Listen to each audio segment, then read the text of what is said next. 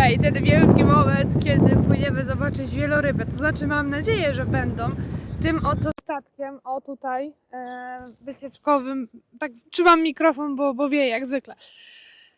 Będziemy płynąć zobaczyć właśnie te ogromne ssaki, już się nie mogę doczekać. Tutaj pan wozi ludzi. O, gdzie to jest? Czekaj, zgubiłam. O, tu! Wożą ludzi z lądu właśnie na ten statek i na sam koniec prawdopodobnie zabiorą nas. Także już się nie mogę doczekać. Emocje sięgają zenitu, ale tylko u mnie chyba. Okej, jesteśmy już na łódce. Tutaj jest Sikugarek, a my właśnie na tej wycieczkowej z naszym przewodnikiem. A, właśnie powiedział, że powinniśmy iść na górę, bo tam jest lepsze miejsce do ogarniania tych widoków. Jakie zadowolenie na twarzy. Idziemy. Tutaj jest nasz kapitan. I startujemy. O, i czy jest stópka? Będziemy mijać Sikugara. Jesteśmy wyczuleni, czy nas uderzą. Ale nie no, mijają nas codziennie. Codziennie o 9 wyrusza ten statek, także widać nasz domek, ale fajnie. Idę z drugiej strony nagrać. Za zdjęcie robić. Tak. Bye bye home. Masz jakieś zrośnięte godami. Nie.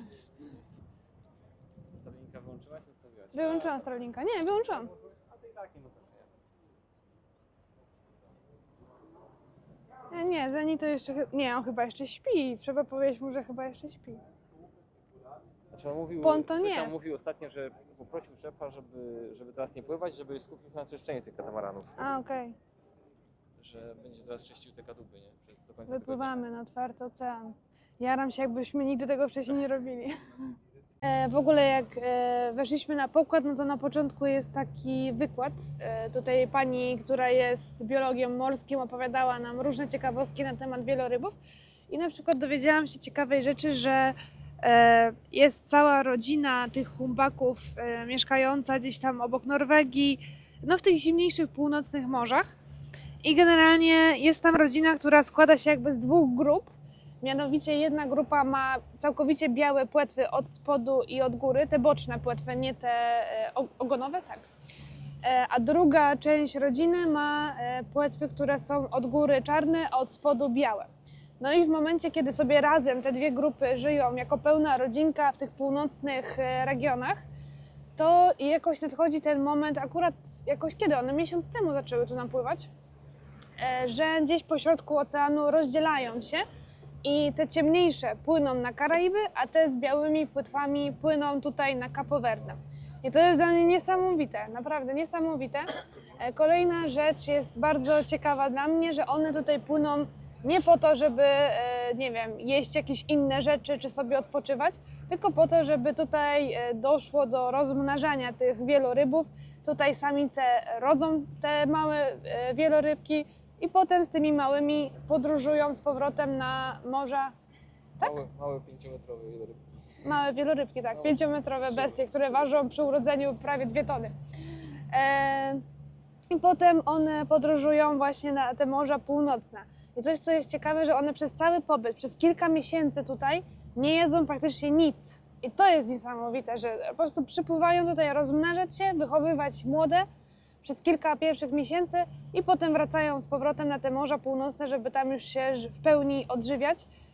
Dziennie jedzą około tony tego planktonu, krylu, jakichś mniejszych rybek. I coś, co jest ciekawe, że wieloryb nie mógłby połknąć człowieka, tak jak w niektórych legendach czy mitach, ponieważ wieloryb, jego przełyk jest wielkości piłki tenisowej.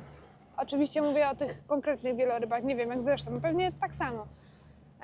Mówię o humbakach. Także dużo ciekawostek, które pewnie można gdzieś tam przeczytać w internecie, ale no jak się dowiadujesz o takich rzeczach od biologa morskiego, to robi to wrażenie, bo to takie w miarę potwierdzone informacje. Więc niesamowite, mega się jaram. Wypłynęliśmy tak, nie wiem czy to nagrywałam jak wypływaliśmy, ale wypłynęliśmy, płyniemy. Nie wiem ile to zajmie, dopiero co ruszyliśmy tak naprawdę. Także powolutku, powolutku. Dużo ludzi siedzi sobie tutaj na samej górze. My też jesteśmy na takim jakby tarasie widokowym. I no, jeszcze pokażę wam staruszkę. O, proszę, jaki zadowolniony, o. Informacji nie weryfikowałam od razu, choć coś mnie jednak podkusiło i sprawdziłam.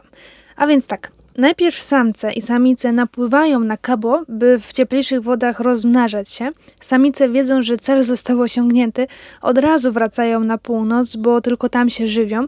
Samce dołączają później. Na północy samica musi jeść na tyle dużo, by odżywić nie tylko siebie, ale też maluszka, które w niej rośnie. Gdy nadejdzie odpowiedni czas, samica wraca na cieplejsze wody, by urodzić potomstwo. Podróż z południa na północ i odwrotnie mniej więcej zajmuje im około 2 miesięcy. Pani biolog wspomniała, że tylko połowa młodych dożywa tego celu podróży ze względu na ataki m.in. orek i rekinów.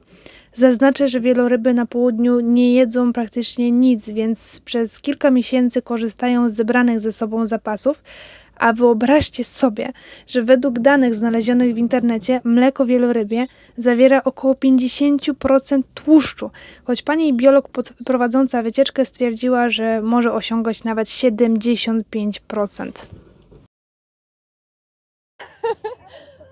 Jezu, aż mam łzy w oczach, nie mogę. O ja! Komentarz?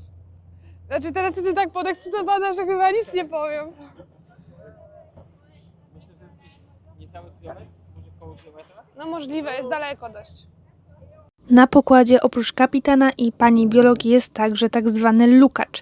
Chłopak, który ma za zadanie wypatrzyć nasz upragniony cel. Humbaki, a inaczej mówiąc długopłetwiec oceaniczny, osiąga wagę między 30 a 40 ton przy długości ciała 14 a 17 metrów. Rozsiądźcie się wygodnie i sami zobaczcie, co doprowadziło mnie do łez i szczęścia, i wzruszenia. Po prostu istny cud natury. Chwilę później wieloryby zostały namierzone. Jak się następnie okazało, były to 2 osobniki. Uderzanie płetwami o wodę jest ich sposobem komunikacji. Co ciekawe, to samice prowokacyjnie uderzają płetwami, aby przyciągnąć samce, a pary wielorybów robią to po to, aby ze sobą flirtować.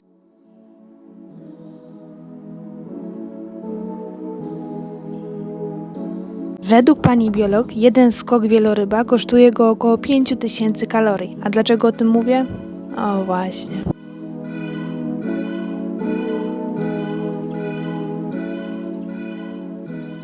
Mało który wieloryb skacze tak efektownie jak właśnie humbak.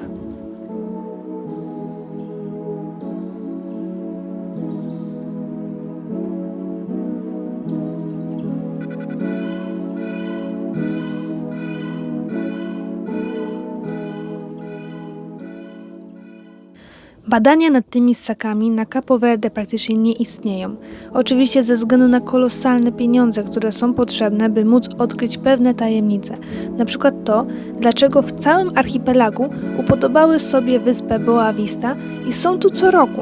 Na ten moment jest to totalną zagadką.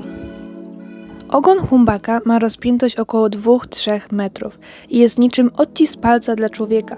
Plamki tworzą unikatowy wzór dla każdego z osobników, można więc powiedzieć, że jest to odcisk ogona. Zwróćcie uwagę, że płetwa ogonowa jest uroczo w kształcie serca.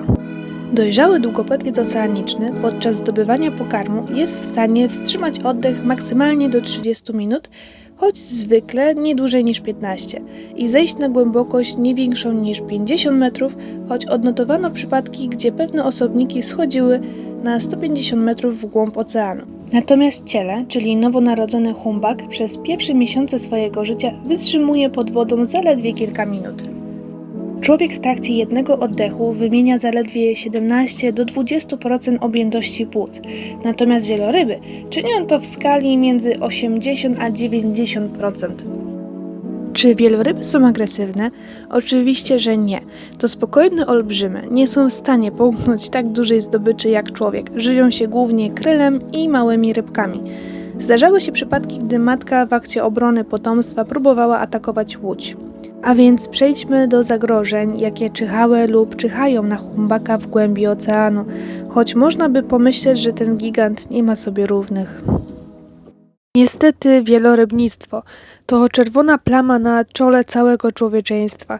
W momencie wynalezienia działa harpunniczego w 1864 roku intensywność polowań znacząco wzrosła, a ponad 90-95% populacji światowej humbaka poniosła śmierć. Dopiero w 1946 powstała Międzynarodowa Komisja Wielorybnictwa, do której zadań należy przede wszystkim ochrona i nadzór nad polowaniami. Obecnie polowanie na humbaki znacząco zmniejszyły swoją skalę, choć wcale nie oznacza to, że całkowicie zaprzestano. Wciąż na jednej z karaibskich wysp oraz na Grenlandii legalnie można polować. Szczęście w nieszczęściu, że zezwolono tylko na odłów 1 lub 2 osobników, natomiast plany wznowienia polowań na humbaki przez Japonię mogą mieć zdecydowanie bardziej szkodliwe skutki. W obecnych czasach największymi zagrożeniami poza polowaniami są kolizje ze statkami i wplątywanie się w sieci rybackie. Opowiem teraz o organizacji tej wycieczki, a więc zbiórka jest w porcie Sal Rey na Boa Vista. Aby wziąć udział, trzeba z wyprzedzeniem zarezerwować miejsce. Podam link w opisie. Wycieczka trwa około 3 godzin, w tym 1 godzina to obserwacja wielorybów, a resztę czasu to podróż do miejsca docelowego, a później do portu. Koszt takiej wycieczki nie należy niestety do tych małych, bo wynosi 90 €. Lecz w moim przypadku było to marzenie, które warte było każdej ceny. Jeżeli masz ochotę podzielić się opinią, wrażeniami lub zadać jakieś pytanie, napisz komentarz, będzie mi bardzo miło. Dziękuję za wspólne oglądanie.